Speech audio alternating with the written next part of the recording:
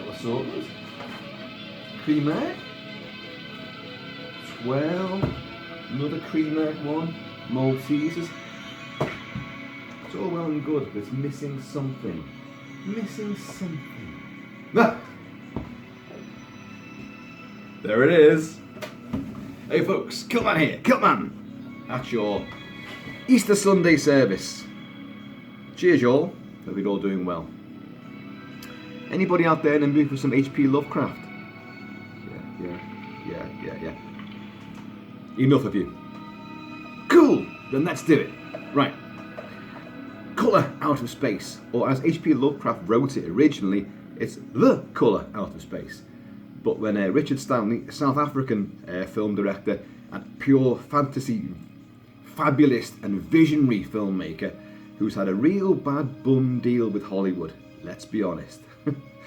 He took the idea of Lovecraft's original short story, The Colour Out of Space, and set it in motion as a big filmic endeavour, starring none other than screen lunatic and gonzo nutjob Nicolas Cage. And with the producers behind Nicolas Cage's previous film, Mandy, which I have reviewed, which is a complete phantasmagoria of zany insanity and gore and excess, you can see why this would appeal to them, you know. This came out in 2019, so last year. It didn't get much of a cinema release anywhere, as far as I know. And I waited a long time to get hold of this. It was available, bizarrely. Amazon Prime picked it up. And, you know, if it's a film I really want to see, that I want to own, then I often forbid myself from watching it in advance if it's on Amazon Prime, if I know a Blu-ray or a 4K release is coming out. And it was due out on Blu-ray on the 6th of April, which would be literally 6 days ago, I think it was. And I pre-ordered mine ages and ages ago, and then it never came out. It got delayed, and the little message from Amazon came out saying, oh, we temporarily can't get hold of this stock, but don't worry, it'll be delivered to you as soon as possible. And then I got a new delivery date, which was a few days hence from now. So I thought, oh, okay, I can still wait for it. And then it turned up yesterday. Yeah! So I've now seen Colour Out of Space, and I loved it, folks. I loved it. I have read the short story. I've read most H.P. Lovecraft stories, and I reread the short story after watching the film last night, so I can base the two to each other. And I am not going to give spoilers away to this. I'm not going to do it. You know, I normally do. I normally go through the film with a fine-tooth comb and give everything away. Well, I'm not going to do it this time because I want you to watch it. I will definitely concede that it's not a film for everyone. But then again, Lovecraft stuff is not for everyone. It's always telling of things from, you know, beyond the vast gulf of space, stuff from beyond our imagination, you know, the gulf of the cosmos or the beginnings of time, the elder gods, and that kind of thing. And his florid prose, people always say it doesn't lend itself to films that well. I'd have to argue with that. He does a thing, H.P. Lovecraft, of writing exceptionally descriptive, long, endless paragraphs denoting what people are witnessing and experiencing, and yet not giving away too much about what they're looking at or what they're feeling. It's always stuff that if I told you now, it would drive you mad and all this. And it's a clever conceit, it is. And it can get annoying though for some readers, I know. I like the style, I'll be honest. But people always say his films don't translate well to films. Well, I'm going to cry bullshit on that one because I'm going to run down some movies for you which are excellent adaptations. Some go off on a bit of a tangent, I'll be honest. You've got Re-animator. And if you read Herbert West Re-animator, which was a serialised story, it is gory, gruesome and, you know, horrific. And the film Re-animator is absolutely excellent. You've got things like Dagon. You've got things like The Colour Out of Space was actually filmed earlier by I think a Swedish film version, which I've not seen. Apparently it's very low budget, but it's also very good as well. John Carpenter has liberally used H.P. Lovecraft. The Fog is Lovecraftian, although it starts with a quote from Edgar Allan Poe. It's all that we see or seem, but a dream within a dream. That's Edgar Allan Poe. but a story of ancient mariners mutated in the depths coming up for revenge, and a luminescent fog which engulfs, this coastal town, is purely Lovecraftian. Then he would do the machinations of the creature itself, and the finding of an ancient evil beneath the ice of Antarctica is, at the Mountains of Madness, which is one of his most celebrated stories, and the creature designs are very Lovecraftian. Then you've got the likes of In the Mouth of Madness, which of course is pure. It's more Lovecraft than it is Stephen King, although Stephen King is liberally referenced as well. And then his Prince of Darkness, that too is immensely Lovecraftian in nature, changing religion into something of the elder gods, mixing quantum physics and metaphysical reality with, sort of the occult. It's Necronomicon! That's exactly what it is. Speaking of which, you've got The Evil Dead, H.P. Lovecraft and a Necronomicon. There's a whole slew of movies. There's many more than I've just mentioned there. The Unnameable as well, and the Unnameable Returns. That's not an easy thing to say when you've had a slug of whiskey. The Unnameable and the Unnameable Returns. And I'll be covering them at some point as well. So yeah, there's a good pedigree of Lovecraftian movies. There's some shit ones out there too. This, Coloured Outer Space by Richard Stanley, is not one of the shit ones. I thoroughly enjoyed it. It's the Gardner family who live out in rustic, rural, west of, I was going to say Wisconsin then. It's west of Arkham. Arkham, of course, Lovecraft's, territory, the region he created, Providence, Rhode Island and all this. And they live out there. They're a bit of a dysfunctional family. Nick Cage is the father. There's 2 sons, and there's a Wiccan high priestess for a daughter, a teenage daughter. Now, I don't know about you guys, but if you're on Facebook, guarantee you know some Wiccan high priestesses. I know at least 900. Honest to God.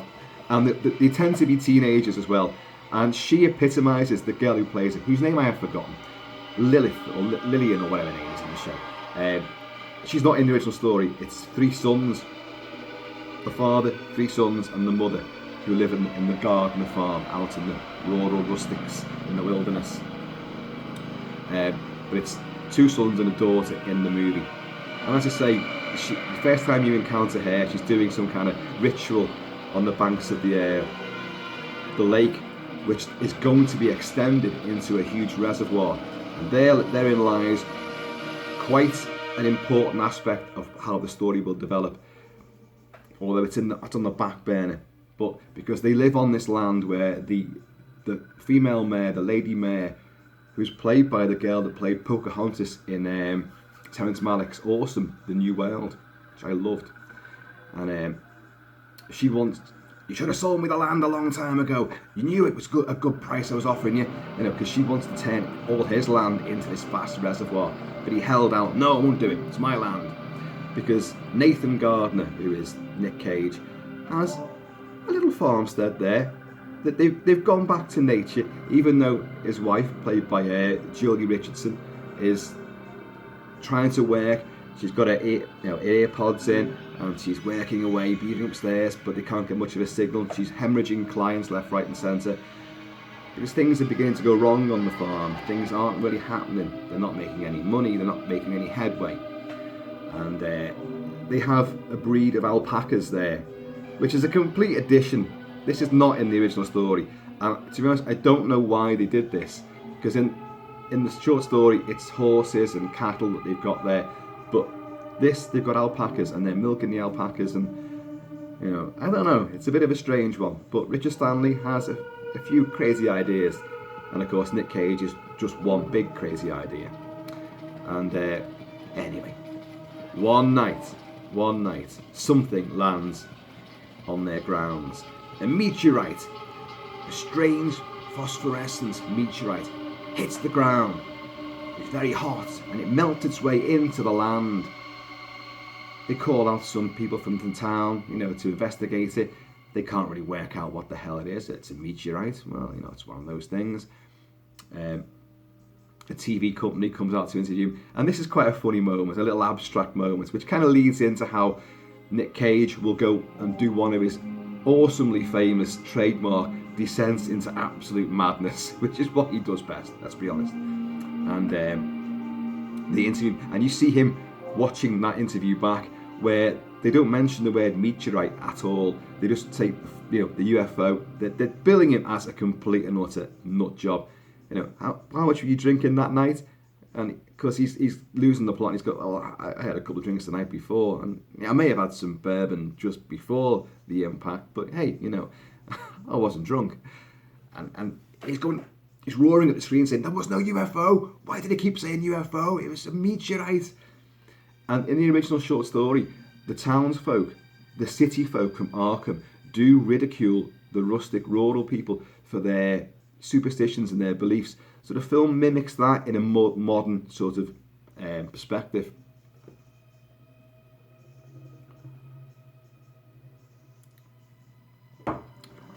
But no sooner has this thing hit their land than things begin to change for the worse. Strange flora and fauna begin to develop. A strange magenta luminescence begins to appear in the woods, and especially stemming from the well. They've got a well which the youngest son is drawn to. He begins to start communicating with what he thinks is my friends who live down the well. Lots of other strange things happen. The animals, the dog, they've got a German Shepherd dog, which I looked into this. That dog is played by 3 separate animals, and they're all gorgeous. And yeah, I'm afraid this is a film where animals don't fare too well. I don't like things like that, but hey, it's the story itself does detail mutations, because what's landed there, this meteorite has inside it something from beyond the gulfs of the cosmos, something so beyond our understanding in the realm of our stupid primitive ape brain. And this magenta luminescence is going to infiltrate the water supply, the ground, so all vegetation may look lustrous and big. All these vegetables grow to huge proportions. They glow, they look so luscious, but they're all nauseous to eat. The water is brackish. You've got a fella called Ward, who's a hydrologist, who's been brought into this area by the mayor to look at the water table, because they intend to do this huge reservoir. So he meets the family, and he crops up a few times, and he begins to realise there's something definitely wrong with the water here. There's something definitely wrong with the foliage. It seems to be affecting the people around here.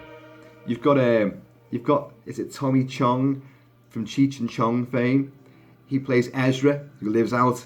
He's off the grid, lives out in the woods, but he's a friendly guy, and he's quite clearly spliffing up all the time as well. He is Chong, let's be honest. And Ward goes out to visit him and learns, this he's off the grid, but he's got cameras everywhere, and he's monitoring what's going on.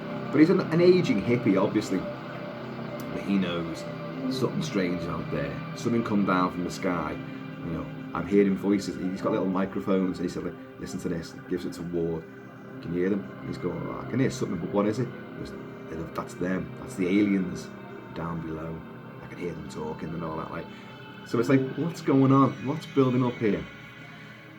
The strange effects to the landscape gradually begin to infiltrate the human beings as well. Initially, it's mentally. They begin to start losing the plot, arguing amongst themselves, seeing strange things, hearing strange things. Nathan, Nick Cage, begins to develop a horrible rash, which turns the skin of his arms into like bark. Seemingly he doesn't worry too much about this, he just scratches, but it looks like you've got tree bark. You're turning into an ant, for God's sake. Julie Richardson is chopping carrots for dinner, and she's completely in like some kind of stupor. And when the little lad goes, when's tea ready? She actually chops through her fingertips as well. And you go, oh no! So they whisk her off to hospital. But while Nick Cage and his wife are at hospital, getting her fingertips stitched back on again, pretty much all colourful hell breaks loose back on the ranch. And it's just, people descend into madness, people transform. Body horror in the second half of the movie becomes prevalent.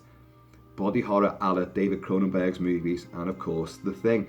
The Thing is heavily referenced, visually referenced referenced, especially the attack by the Thing in the dog kennel, where all the dogs become one horrible, gangly, tentacled mass as they're all being absorbed into the alien entity.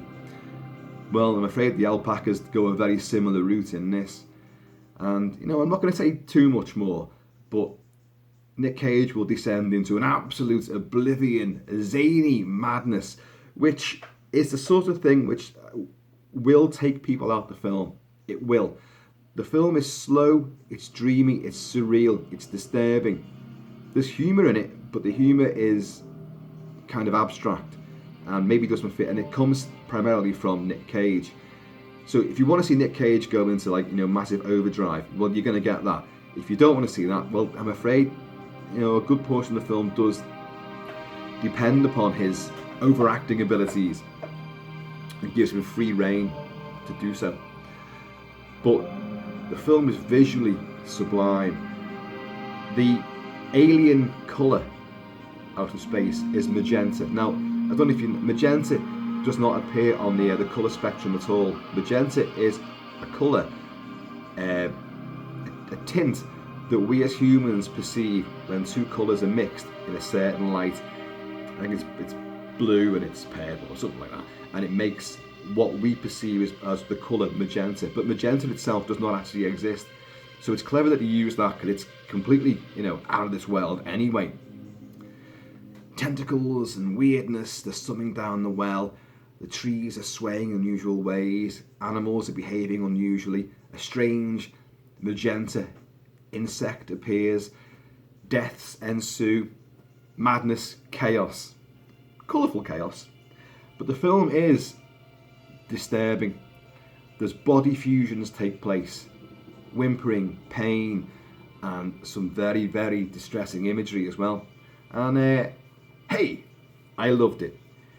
As I say, I went back and read the short story last night in bed. I read it, and I was surprised. I'd read the story before, but I had forgotten pretty much a lot of it.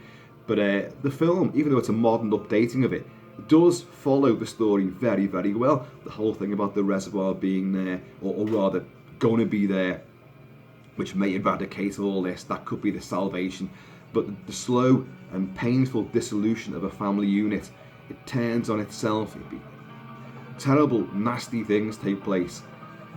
Replacing Ezra, who's the hermit living off the grid, Chong living in his shack.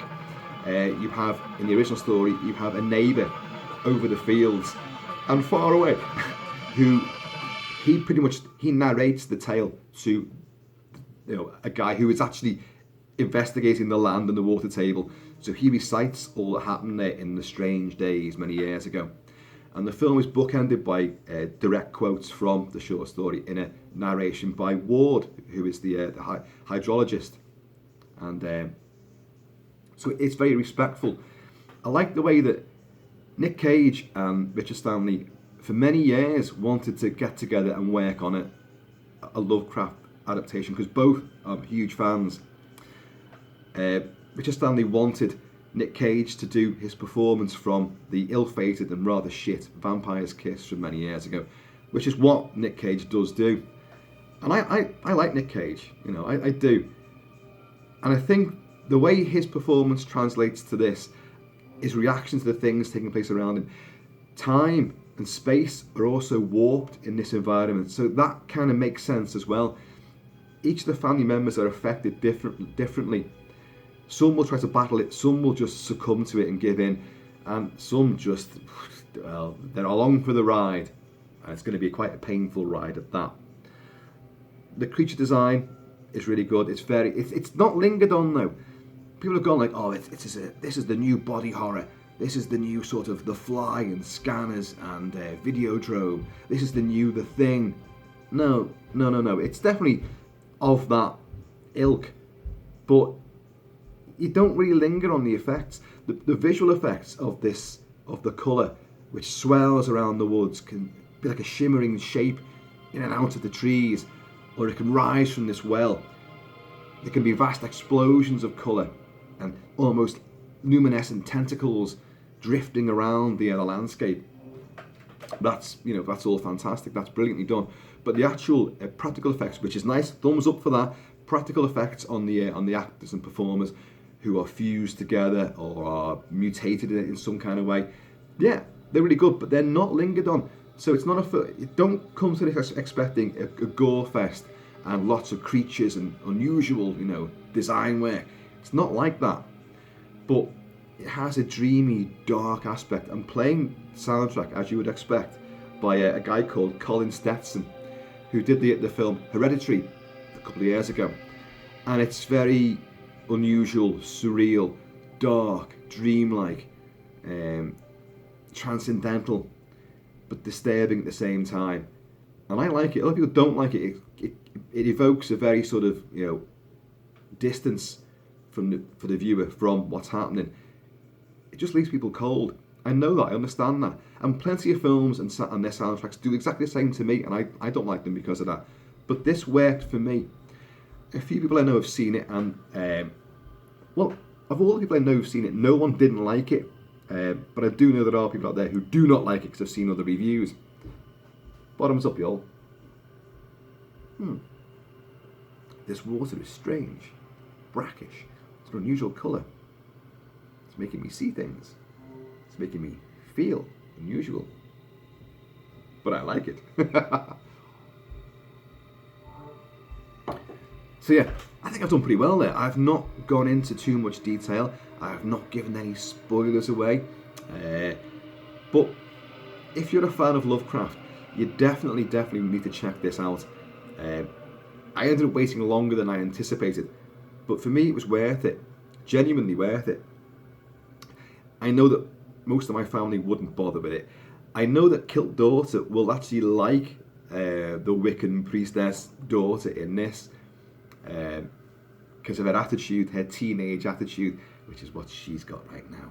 And so she definitely, it's the kind of film I'd like to put on for her and then leave the room and let her make up her own mind on it. Because I could be one of the worst people to sit with watching a film. If I've seen it first of all, I'll be going like, oh, this guy used to be in so-and-so. This guy, I'll always find a way to reference John Carpenter. This guy worked with John Carpenter. Look at this, it's in the John Carpenter style. People are going, shut the fuck up, will you, Kilt-Man? And if you've seen it before and there's a good bit coming on and we're watching like that, I'll be watching you to watch your reaction to that bit. It's a good bit, this. Are you watching? Pay attention. Yes, I'm paying attention. Now get your finger out of my fucking face. Let me watch it, will you? So, I've learned it's often a good manoeuvre on my part to if I want someone to watch a film, put it on and fuck off and leave them to it. But I'll be at the door like that listening for their reactions. So, Colour Out of Space. Unusual, dark, disturbing, visually imaginative. The cinematography is fantastic. Fantastic. The way it opens, the camera work on the trees, these vast towering boughs, and the way that it's inverted, and you feel, even in the vast wilderness, you feel claustrophobic and enclosed.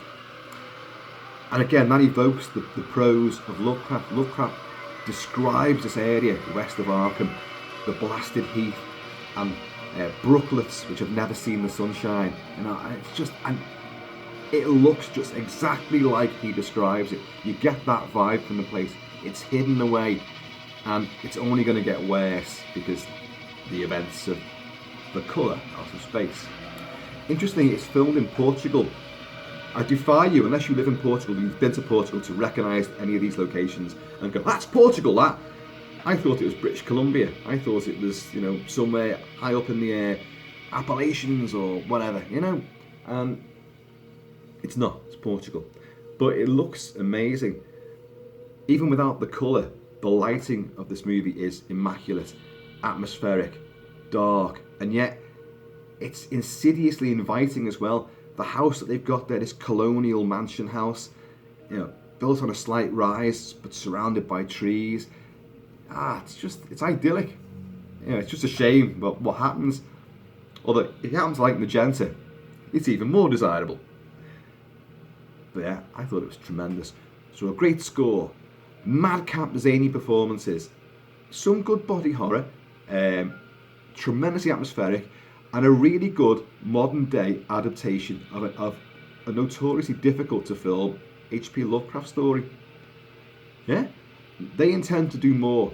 Now, obviously, the film nuts out there will understand about Richard Stanley and the way that his career, after hitting the big time with Hardware, which was a great Terminator-esque, steampunk, apocalyptic, techno terror movie, and then Dust Devil, dealing with South African legends and superstitions, and then of course, and he was a great guy to come on board to do a new updated version of The Island of Dr. Moreau, H.G. Wells' classic horror story.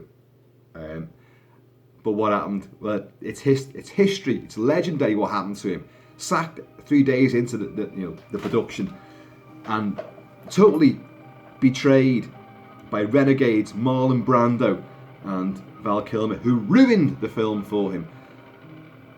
And of course, now he's an outcast from Hollywood, an outcast. And this is his return to directing the movie since that debacle. So it's a long, is it 15, is it 20 years? It's a long time. He's been in reclusive oblivion.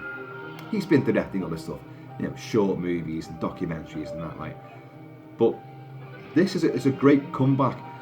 It's got his name all over it. His trademarks are all there. The visuals are splendid. That dreamy surreality is there, which I love in spades.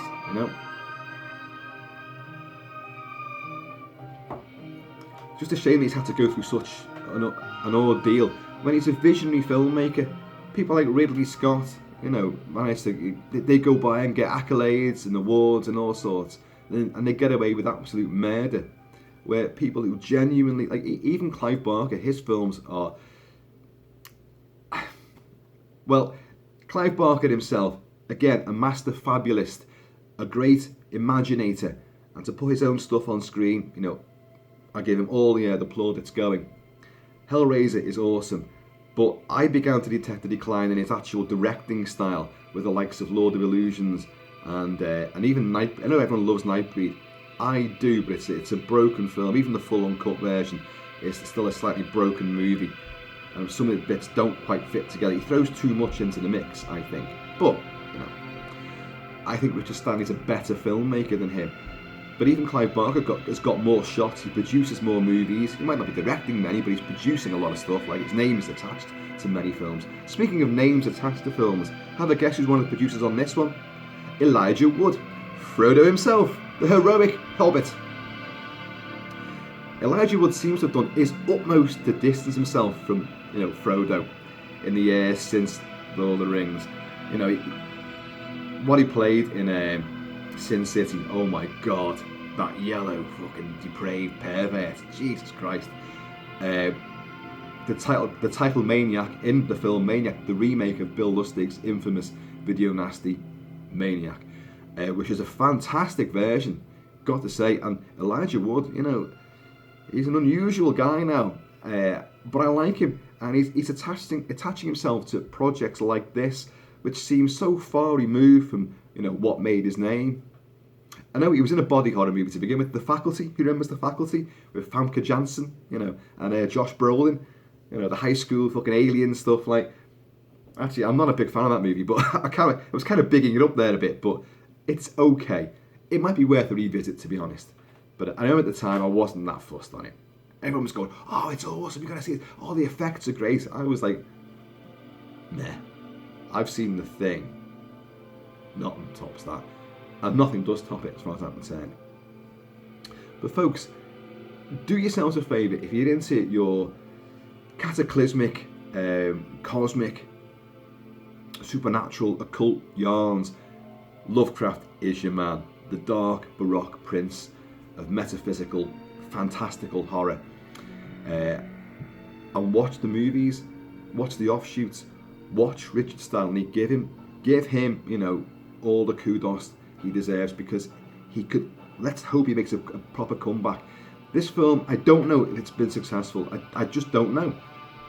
I've seen a few reviews, but nothing major's ever come of it. Did it get a cinema run in this country? I don't think it did.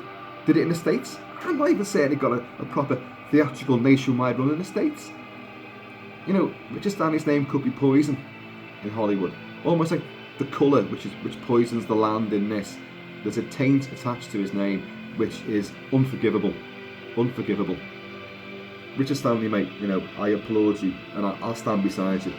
I think you've come up with a genius movie here. A perfectly good adaptation of a difficult story. And I thoroughly enjoyed every minute of it, including the gonzo meltdown of Nick Cage, which was probably in his contract.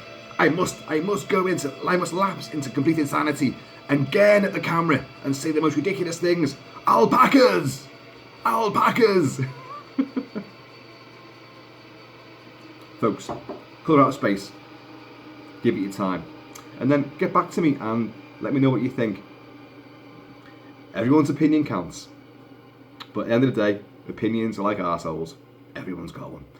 So, in the meantime, in between time, stay happy, stay healthy, keep it kilted, keep it Celtic. And I'm going to see you all later.